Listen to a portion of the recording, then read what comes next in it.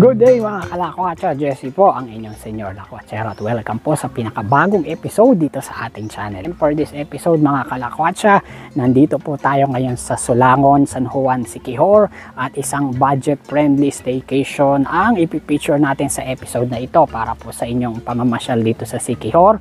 Meron na kayong idea kung saan pwedeng magstay. Nandito po tayo ngayon sa Lazy Lizard Hostel dito sa Sulangon, San Juan, Siquijor.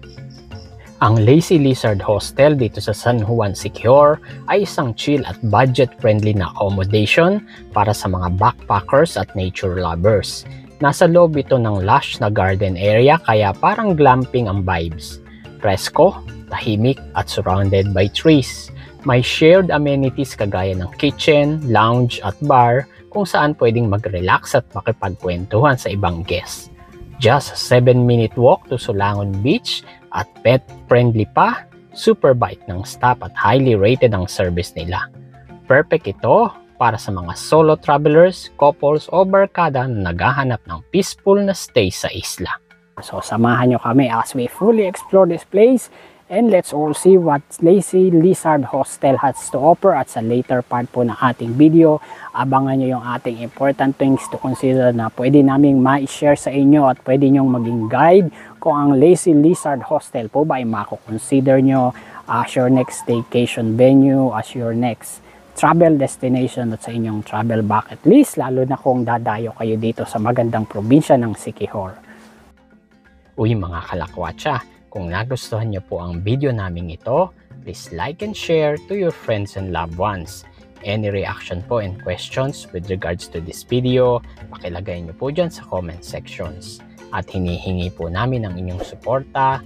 Please subscribe to our channel, hit the subscribe button, kasama na din po ang notification bell para lagi namin kayong naipapasyal at nadadala sa magaganda at exciting destinations dito sa ating channel.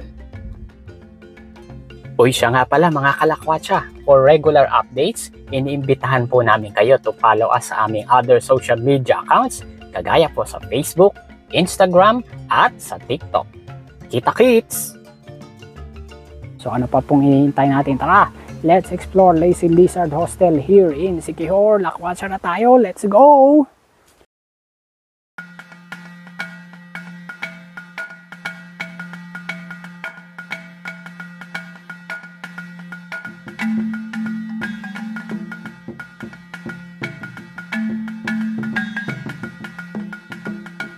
Magandang araw sa inyong lahat mga kalakwatsa at welcome po sa pinakabagong episode dito sa ating channel.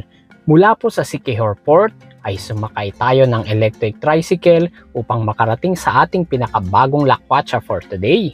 Almost 20 minutes travel time ay mararating nyo na ang Lazy Lizard Hostel located po dito sa Barangay Sulangon, San Juan, Siquijor. Sa pagpasok sa kanilang compound, sasalubong sa inyo ang kanilang common lounging and relaxing area. Dito na din po ang registration. Shoes are not allowed inside the lounge area para po mapanatili ang kalinisan. Made from bamboo, kahoy at sawali, presko at mahangin ang bahay kubo-inspired relaxing area nila dito. Pansin ang mga book sa wall na pwede ninyong hiramin at basahin habang nakahiga sa lounging chairs and bed nila. Noticeable na ito ang favorite spot ng mga foreigners nilang bisita nang kami ay dumating. Very relaxing naman kasi ang ambience at mula sa spot na ito ay tanaw ninyo ang lush garden at maririnig ang mga huni ng ibon sa mga punong nakapaligid sa munting gubat na bumabalot sa Lazy Lizard. At this point mga kalakwatsa, pakita namin sa inyo ang mga type of accommodations na kinuha natin dito sa Lazy Lizard. Unahin po natin ang kanilang liwayway hut, surrounded by trees and birds, kaya super relaxing ang ambience. Parang nasa jungle pero safe at tahimik. May malinis na bed linen at towels at may bedside lamp para sa cozy feel sa gabi. Gawa sa native materials, parang bahay kubo na may modern twist. May garden view kaya perfect ang ambience para sa chill at nature feels. Walang aircon pero malamig pa rin sa gabi dahil surrounded by trees. May electric fan, mosquito net, at anti-mosquito plug para sa comfort mo. May tambayan area sa labas habang nakatanaw sa kanilang lush greeneries. Next naman po ay ang native hut. Native style hut na ito ay perfect para sa mga gustong magpahinga sa nature's inspired na setting. Gawa sa native materials kasi, naka-stilts pa, parang bahay kubo na may island vibes. Maayos at malinis na bed linen at towels at may bedside lamp din para sa cozy feels lalo na sa gabi. May sariling seating area sa ilalim, ideal para sa tambay o morning coffee at may sariling space ka pa.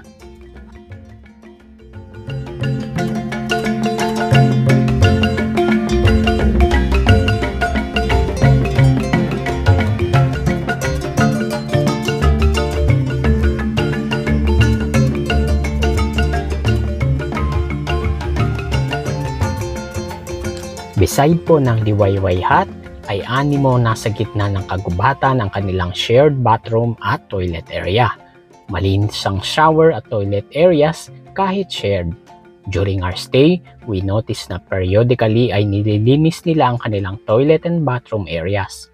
Pansin namin na may allotted sleepers pa na magagamit sa loob ng toilet areas para mapanatili ang kalinisan. May kabuuang 4 na toilet shower facilities para sa kanilang guests. Sa likod po ng lounging area ay located naman ang kanilang dormitory area. Perfect po ito sa mga solo at budget-conscious travelers, backpackers, at kahit sa barkada ay pwede na din lalo na kung gusto niyo ng tahimik na stay. Patok na ang dormitory style accommodations na ito sa kanilang mga foreign guests dahil dito sila nakabook during our stay. At recently, nakita namin sa kanilang Facebook page ay may bago silang accommodation na ino-offer, ang kanilang El Piride Hut. Equally stunning at relaxing din ang loob nito at may sarili ding seating at lounging area sa ilalim. Kaya may additional choices of accommodation na kayo if ever i-consider nyo ang pagbisita dito sa Lazy Lizard. O ayan mga kalakwatsa, naipakita na namin sa inyo ang ganda, ang relaxing nature feels at ang mga eco-friendly accommodations kung bakit dito namin napiling magstay sa Lazy Lizard. Kaya naman, kung ang hanap niyo ay isang chill at budget-friendly na accommodation surrounded by nature dito sa Siquijor, mag-message lang po kayo sa kanilang official Facebook page for booking and other inquiries. Available din po sila sa Agoda at booking.com. After makapagpahinga at maiayos ang aming mga gamit, sa tulong po ni Crisel, ang very helpful staff ng Lazy Lizard, ay nagkaroon kami ng chance to rent a motorcycle. Ito ang budget-friendly at popular mode of transportation para mapuntahan ang mga famous tourist spots dito sa Siquijor. Kaya wala na kaming inaksayang oras at nilibot na namin ang isla na kung tawagin din ay Isla del Fuego. Gagawin ko po ng separate video ang mga famous destinations na narating namin dito sa Siquijor, kaya abangan nyo dito sa aming channel.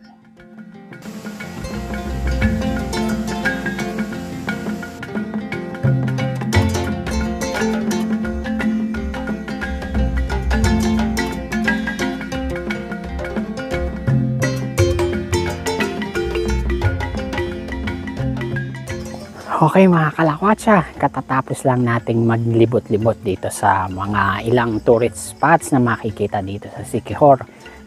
Libot tayo kanina using yung motorbike na inarkila natin. As you can see, it's almost 7 PM dito sa Lazy Lizard Hostel dito sa San Juan, Siquijor. Pakita po namin sa inyo ang ambiance sa loob ng hostel pagka ganitong gabi na.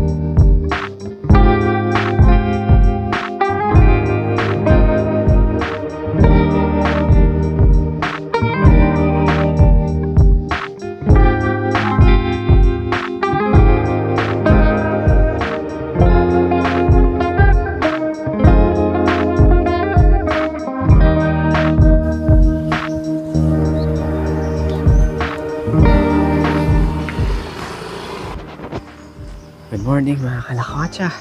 It's a second day dito sa Lazy Lizard Hostel dito sa Solana, San Juan, Siquijor.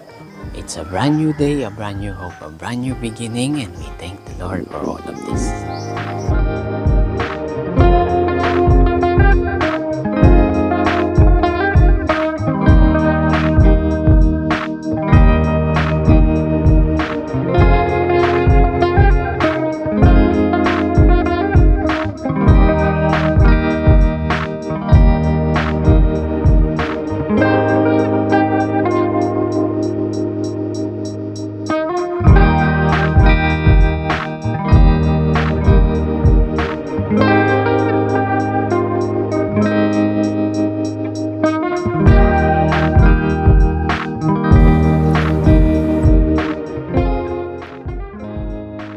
Okay mga kalakwatsa, sa pagtatapos ng ating Lazy Lizard Hostel experience, here are some important things to consider. May dorm bed at private huts kayong pagpipilian dito sa Lazy Lizard. Lahat po sila ay pwede nyong mabook sa very affordable at budget-friendly rates. Cozy ang mga rooms, may garden view at chill na ambience. Shared bathrooms lang pero malinis at well-maintained naman, at wala po kaming naging problema sa paggamit ng shared bathrooms nila dito during our stay. May shared kitchen, bar at common lounge para sa mga guests, may free wifi, private parking at board games and lots of books for entertainment. May 4 na friendly dogs sa hostel, bonus kung mahilig ka sa animals. Located po sa Barangay Solangon, San Juan. Walking distance lang sa Solangon Beach, around 7 minutes. Malapit sa highway pero tahimik at surrounded by nature. And also malapit lang din sa mga restaurants at bars, just in case na gusto nyo ding subukan ang nightlife sa Siquijor. Check-in time ay 2 p.m. Check-out ay 11 a.m. the following day. 18 years old and above lang ang allowed magstay. Ideal for solo travelers, couples, all small groups. Super friendly and helpful ang staff. Maraming guests ang nag-extend ng stay dahil sa vibe. Chill at eco-friendly ang lugar. Perfect for relaxing and connecting with nature. Expect po ang mga insects at lamok during your stay. Magdala ng mga insect repellent clothing at lotions kung may issue po kayo sa mga insects in a nature-inspired setup ng Lazy Lizard. Maganda kung may sariling motorbike para mas convenient mag-explore sa isla. Bring cash. Some transactions may not accept cards at very limited po ang ATM machine sa isla. Okay mga kalakwatsa, sa pagtatapos ng aming stay dito sa Lazy Lizard Hostel dito sa Siquijor, gusto naming pasalamatan ang Lazy Lizard Hostel team represented here by Crisel sa magandang pag-aasikaso, pag-aalaga at accommodation na binigay nila sa amin. I-attach ko po yung official Facebook page ng Lazy Lizard Hostel at iba pa nilang contact numbers for booking at further inquiries. Maraming salamat po Lazy Lizard. Thank you. Thank you. Maraming salamat po mga kalakwatsa sa inyong panonood. Until our next episode, bye-bye for now. God bless you all. At ayan na nga mga kalakwatsa, kung gusto mong magpaka-isla, magpaka-chill at magpaka-lizard, magpahinga sa nature, Lazy Lizard Hostel PH is the place to be. Presko ang hangin, tahimik ang paligid, at may mga doggies na mas loyal pa sa mga taong ghoster. Kaya kung Siquijor ang next travel mo, huwag kalimutan ang tambayan ng mga tunay na kalmado.